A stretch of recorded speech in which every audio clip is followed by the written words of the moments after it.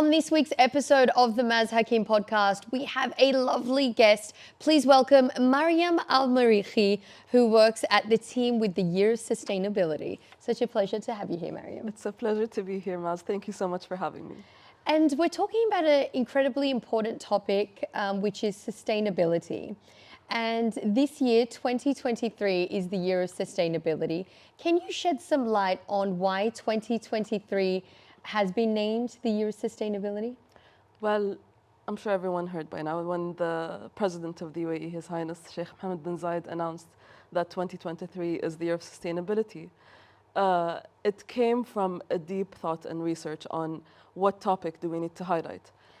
And because of our involvement in last year's COP27 in Egypt, we saw that this topic is really important, not just on a government or companies or organizations level. So what we do in the year of office is we focus on bringing the people together on a united narrative and a united topic. So sustainability is really important because it always starts with the individual, which then affects the community, and then it affects the environment. And then that's the cycle. But you can't have a sustainable environment without each individual doing their part. Yeah. And the way that we want to approach the Year of Sustainability is to kind of give people different options of how they can be sustainable. It's not about a one-size-fits-all, like you do something that's sustainable, that it might be hard for me, but there's other things that I could be doing that could be, easy for, and again, like what we're focusing on is behavioral change, Right. which is really important. We're not just spreading awareness anymore because it's time for action. We need to act today for tomorrow. And tomorrow isn't just for the future of, the future generation. It's also for us in the next 20, 30 years. Climate change and climate action is real. And we need to take our steps, each of us individually. So we found that this is a beautiful opportunity in line with COP28 that the UAE is hosting end of this year. It's a nice wrap up for all the efforts that we've been putting throughout the year. And what are some objectives of the Year of Sustainability? I love this question because it was a deep dive, and I want to share this, that when we started our strategy, we went on a sprint and we took advice and consulted with behavioral change scientists. And at that point, when we looked back at our strategy, we're like, okay, this is not what we want to focus on. We completely scratched it, started from scratch, and started developing a very focused narrative. So our purpose is to bring in the people. It's not focused on organizations, as I mentioned. Yeah. We want behavior change. And what does that mean? It means that we want to focus on certain areas that the public can have a say and action in. So things like responsible consumption is a very hot topic. And then conservation, that's the second topic that we're focused on. And the third one is climate action. What that means on an individual level is that each of these things have also the most impact on the UAE's climate change from an individual point of view. So if I may elaborate on that, what we want to do is give people the focused areas that they can make a change in. It's not, because when people talk about sustainability, you think about, it's not my responsibility, it's the government's job. It's the companies who are doing the biggest impact on the environment, when in fact we all are. On some level, we all are. So when we're talking about food waste, that's not just hotels or buffets. It's also on an individual level, there are tons of food wasted yearly. Yeah. And the UAE is one of the top countries as well. So this kind of conflicts with our inherited sustainability, what we've learned from our ancestors. And what that means is that when we look, I won't say 50 years ago, a bit less, but 50 years ago, people used to take the resources that they have and whatever that's available for them. For example, when they go fishing, they don't overfish because they don't have freezers to store them in. So they would only take what they need on that day, and then the next day they would go and fish again. So that ties into the overfishing. Nowadays, people, what they do is they fish for leisure. Fish are available, and we have freezers. So it becomes like a competition who can catch more fish. More fish, yeah. But is that sustainable? Wow. That's so interesting. I've never thought about it from that perspective. How did your journey with sustainability start? So I think the journey started for me at a very young age. It was from school. And funny thing is that I felt like as much as I talk about it at home, there wasn't any change happening. Like, for example, having recycle bins. It wasn't something that we can do just out of habit and behavior.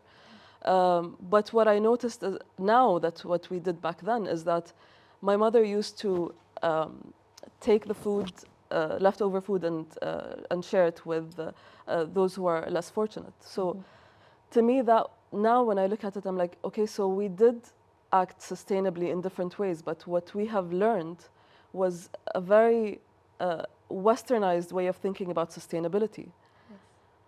Now, sustainability is a new term, but it has always been embedded in the way that people here in the UAE and in this region lived. It wasn't something that, it was a human nature kind of thing, taking care of the resources. Like, they wouldn't kill sheep or cows because they need them for other resources, for milk, etc., and things like that. Now our meat consumption is way too much.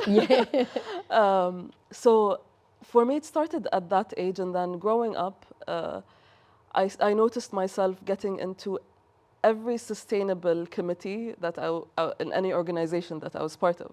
It was a real passion for me. And for me, it was more about communicating sustainability because my experiences in communications, I felt like we need more awareness, and I'd always be involved either to start a committee in whichever organization I was part of or participate in a committee. And then when the team, when the UAE announced that this is the year of sustainability, I'm like, oh my God. This is my calling. It has been leading to this moment. My life has a purpose. Yeah, exactly. So tell me about the rest of the team at the Year of Sustainability. You're all very young, which I love. So we have a diverse team, actually, and I'm so grateful for that. The Year of Sustainability team is chaired by His Highness Mansour bin Zayed Al Nahyan, and the vice chair is Her Highness Mariam bint Mohammed bin Zayed Al Nahyan. The project lead is Isa Sabusi, who also has been involved in so many year-ofs previously, as well as National Day celebrations. We mainly come from a communications background.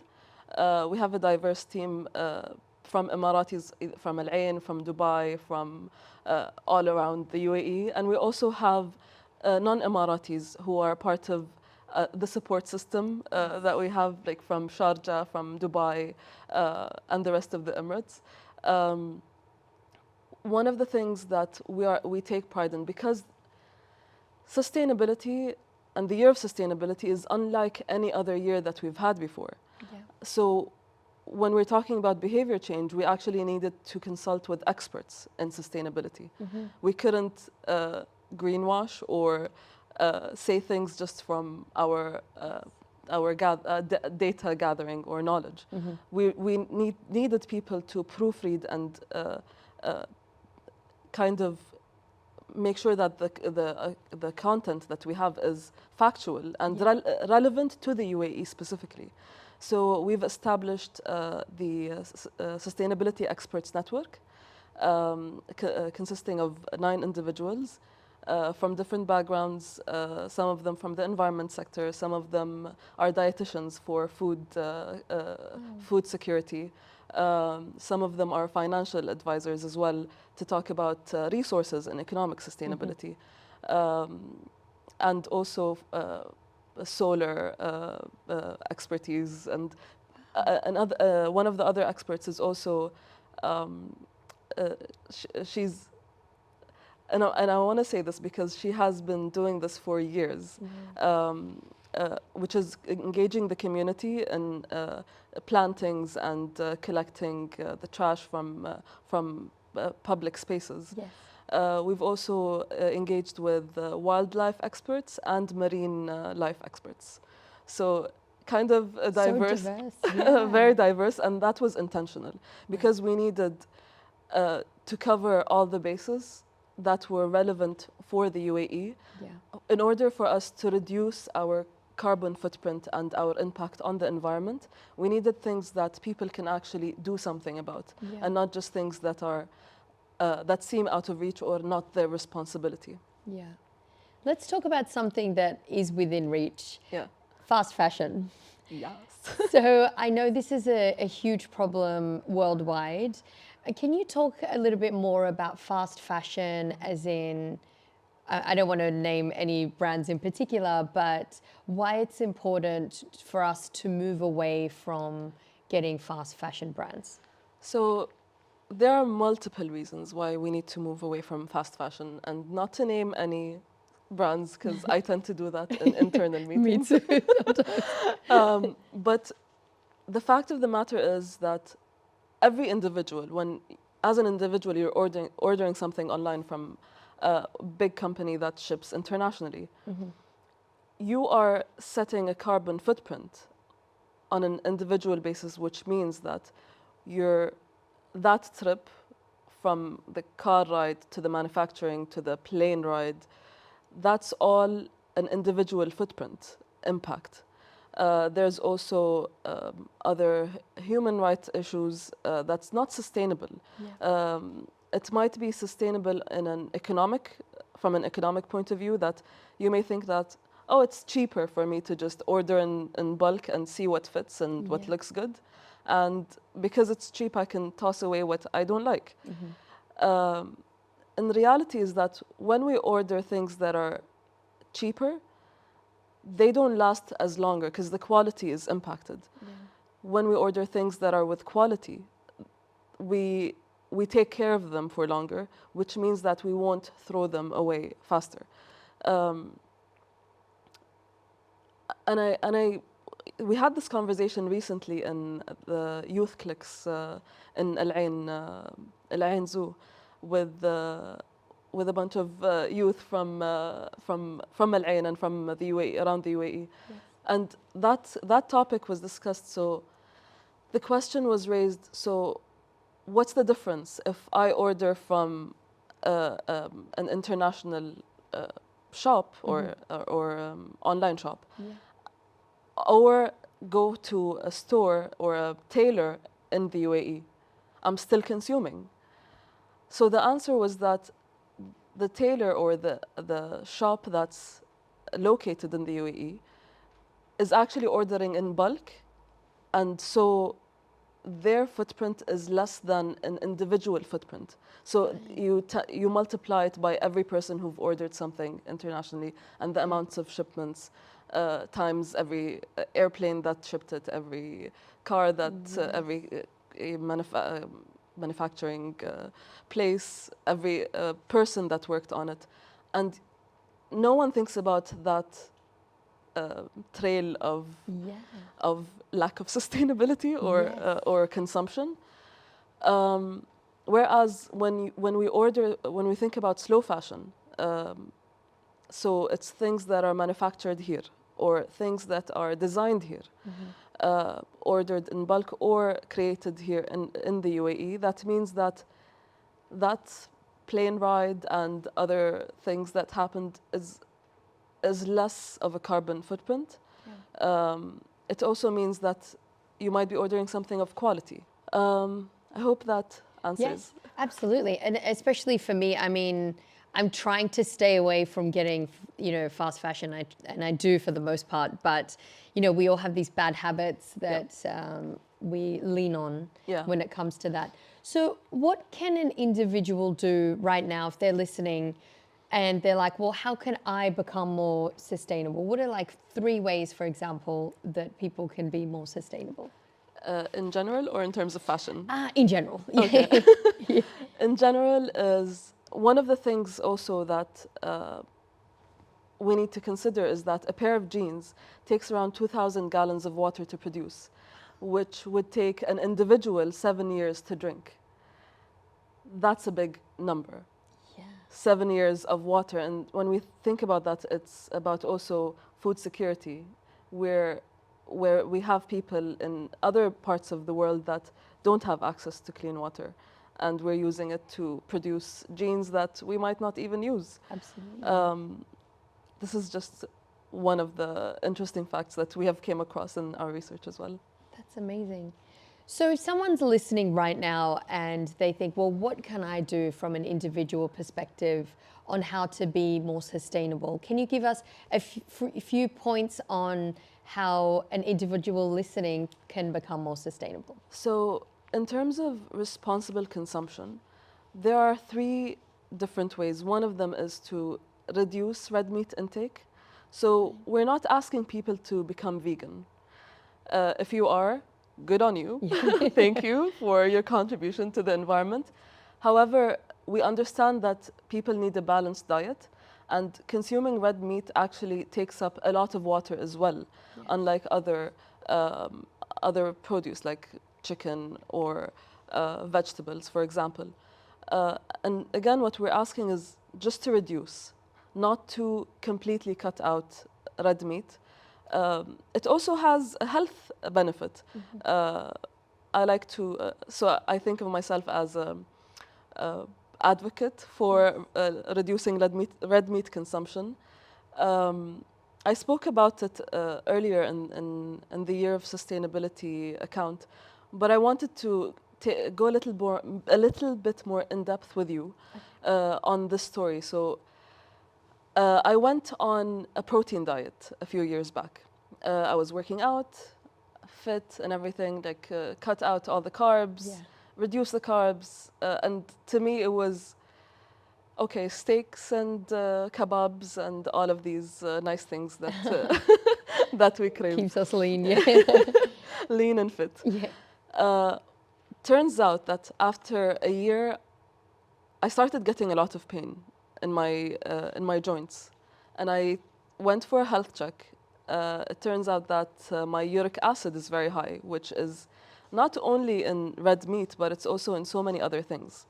So after finding that out, I was not able to consume red meat or my favorite dish, shrimps or tiger prawns. And that was the pain point for me. I'm like, it's not just red meat, you guys. It's not just red meat. So just cut out the red meat from your diet. And so I've developed gout, no doubt. Is that the slogan? Yes. If you eat meat, you'll get gout, no doubt. And the other thing is that I developed high cholesterol. Right. And then, so I've stopped consuming red meat. And last Ramadan, I went back into the habit because, you know, the haris and the tharid so good. and all the lovely meats. And I just indulged in that. Literally right after Ramadan, I started getting pain again.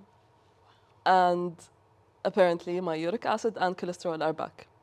So it got to the point that it's a message for me, maybe, and for those around me, like, in order for you not to be deprived of the food that you love, try to consume responsibly and in moderation. Right. So again, that impacts the environment, but also your health.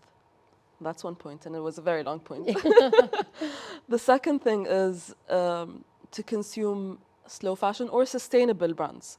So brands that have recycled materials, that are promoting sustainability.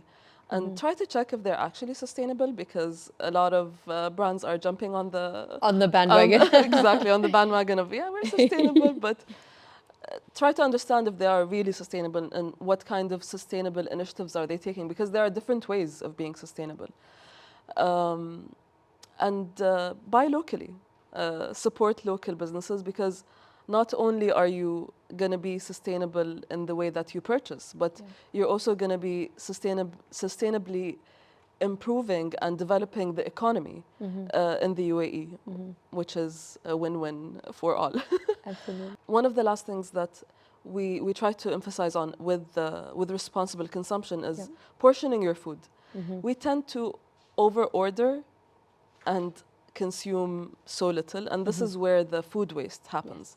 And also when we think about choosing places to eat, choose places that offer a la carte or menu options rather than buffets, because buffets are very unsustainable.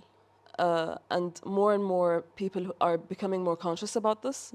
But also when you're ordering, like maybe order one meal and three appetizers if you're a group, rather than ordering 3 meals and one appetizer. You know, like think about your actual consumption. Are we going to eat that? If we're not going to eat it, are we going to give it away for charity, for people who would enjoy the leftovers? We're calling them right-overs because we can't leave them behind anymore. But this is really important for people to understand. And His Highness Sheikh Mohammed bin Zayed actually spoke about this recently, about food consumption. And if we're being generous to share the food, then that's great. But if we're being generous to seek validation or seem like we're doing well, and then that's not good. Not in a human context, Islamic context. Just our nation was built on deeper values than bragging about the amount of food that we can cook. There are really hungry people around the world that if we consume responsibly, then hopefully all this food will be enough to feed everyone. And this is the whole point about food portioning. Beautifully said. And I think that's a nice segue to Eid coming up as well. What's your message for anyone during Eid to be a bit more mindful during the celebrations? So try to look for local brands or sustainable brands and brag about it. Asking people to brag about their sustainable and slow fashion, because I think if we get to know more brands that are locally based and they are taking the responsible and sustainable actions, then that would lead more people in the community to join that call today for tomorrow. The other thing is that I know that it's the first day of Eid and we're done fasting, but we all know that we're not that hungry. So food portioning is really important. I know that people got really familiar with the idea of having dhabiha or meat as part of the Eid celebrations, but this is actually something reserved for Eid al-Adha. So maybe we don't need to do that for Eid al-Fitr. It's just a suggestion. And I feel like thinking about how we can share knowledge, because you might be doing something that's sustainable, that inspires something to me. Maybe find if you have clothes that are new for Eid in your closet. Maybe you don't need to order anything. Save money. Yay. Yay. It's a win-win for everybody. Exactly. So what is some innovation and technology in driving the UAE's sustainability efforts? So this is a really cool question, because our team are looking into something called a materials lab. We are trying to find different scientists and designers to collaborate on creating sustainable material or finding sustainable material and creating merch from it. So, for example, creating things from date pits, You can create pins from it. Oh.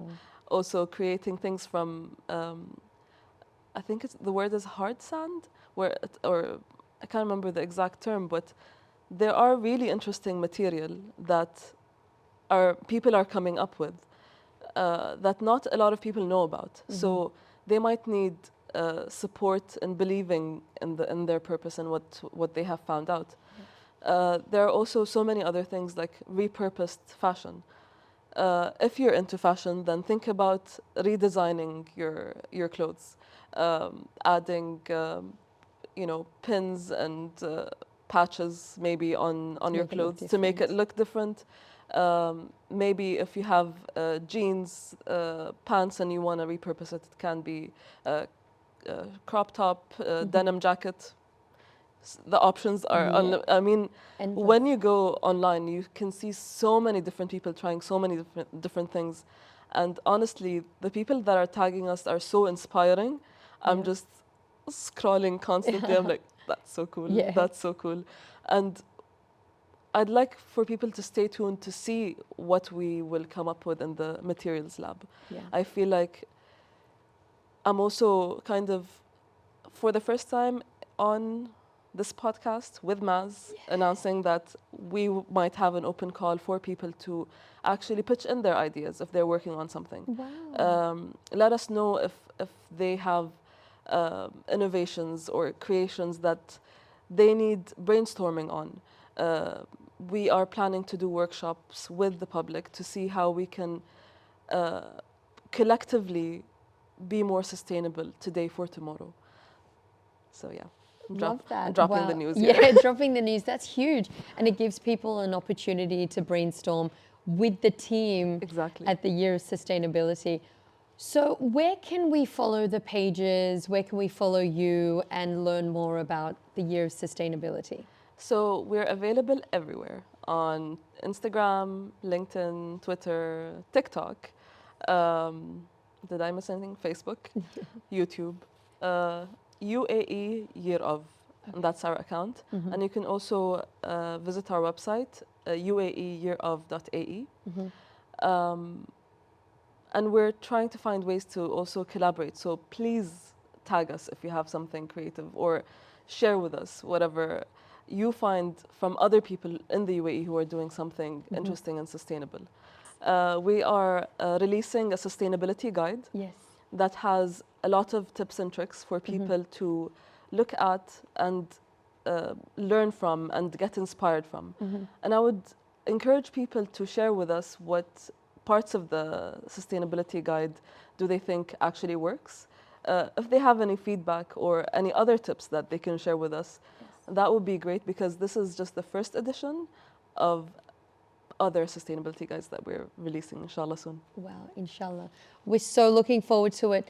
So, what is your final message to anyone listening on why they should get involved in the Year of Sustainability and really help shape the future or a more sustainable future? So, one last message I would like to share with whoever is listening to us, and thank you for listening up to this point if you are, is that the Year of Sustainability is a year for the people, by the people. We are doing this collectively together and exchanging ideas, exchanging expertise with so many other individuals who call the UAE home. It is not limited to anyone. It is an invitation for the public, for everyone who lives and loves the UAE, to share with us how we can be more sustainable and reduce our impact on the environment, on the climate, today for tomorrow, because it is time to take the action. It is no longer the time to just share awareness. It is time to take actions that are sustainable. I've also heard that behavior change can happen when you tie in a new behavior with an existing behavior. So, for example, if you are used to having your coffee in the morning at home, then get a bottle of water and fill it up instead of using plastic bottles. For me, for example, I've always had that at home, but I would be too embarrassed to take it with me to the office. So I would drink from the water From the bottles water bottles, right? in any office that I'm visiting. Yes. So this year I made it, I've pledged to be more sustainable by taking pride in using my own water bottle and Yes. taking it everywhere I go, except in Ramadan. Yeah, exactly. We can't be doing that. And I really hope that people take action in whatever is convenient for them. Yeah. We're not asking people to do something that is impossible. Everyone can do something in any area of their life, whether it's at home, at work, with friends, in nature. Yeah. Think of how your actions will impact the environment, how it will impact the people that come after us. And I really hope that this year is just the year that we're planting the seed of what sustainable behavior change means for years to come, because it's a long way and it doesn't end with this year. That's so beautifully said. And like you said, it's a journey of 1,000 miles begins with a single step. And if we all do what we can in our own daily lives to make a little bit of a change. I try and do I don't take a plastic bottle anywhere. I try and avoid it where I can. Like you said, it's just small things. Yeah. In terms of fashion, really trying to stay away from fast fashion. And even with my own brand, Spun by Maz, I try and do that with vintage material. And that's amazing, because I feel like for the longest time, people were used to green shaming each other, like, oh, I do this. Yes. What are you doing? Yeah. But it's not a competition in that level. Yes. Because the way that you are creating an impact is different and diverse to the way that I'm creating an impact, and everyone based on else. Lifestyle. Exactly. So I think it's really important for us to also just take a moment and think about, what did our mothers do when we were younger? It started with that idea in one of our workshops. Yes. Mom knows best. Always. So I want to ask you, if you don't mind. Yeah, of course. What do you remember from growing up with your mom? What do you remember that's something sustainable that she used to do? Oh my gosh, so many things. For starters, I don't ever remember my mom having like shopping days, as in she wouldn't just go out to be like, I'm going shopping for the sake of window shopping or just going shopping. She would need something, or she'd be going somewhere and she would buy something because of the outing. Yes. Or even at home she would cook, but it would never be an overindulgence. It would be enough for the guests, even though in the Afghan culture we do everything, grand. And even in terms of money, you could ask her 3 weeks ago, how much did you spend on this day? And she could probably tell you. That's amazing. Whereas with us, we're just Apple paying everything. I couldn't tell you how much I spent yesterday. I know. So these things, I remember growing up, that everything that our parents' generation did, especially mums, were sustainable without even knowing. And where we go on saying, oh, well, I carried this and I did that and it's sustainable, I do that. Whereas in our mum's generation, that just happened so innately. Exactly.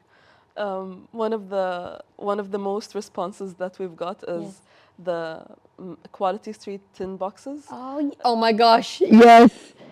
Oh, there was the reused boxes. We'd open it up. My mum would like put it in different plastic bags, and then I'd open it up, and it would be filled with like needles and different things. My mom had burgas inside it. Different cultures, but same repurposing. Same things. They would reuse and repurpose absolutely everything. Everything, and that's the essence of sustainability. You know, like it's not that hard. It's just fun things that our moms and ancestors used to do. So Pick one that works for you. That should be the slogan of like sustainability. Do what your mum did. You know? We actually have a hashtag, Mom Knows Best. Mum knows best. Mariam, it's been such an absolute pleasure. Thank you so much for coming on Virgin Radio. I absolutely loved being here. It's been a dream come true to be on Virgin Radio. Thank you. Thank you, Maz, for making it happen. Thank you.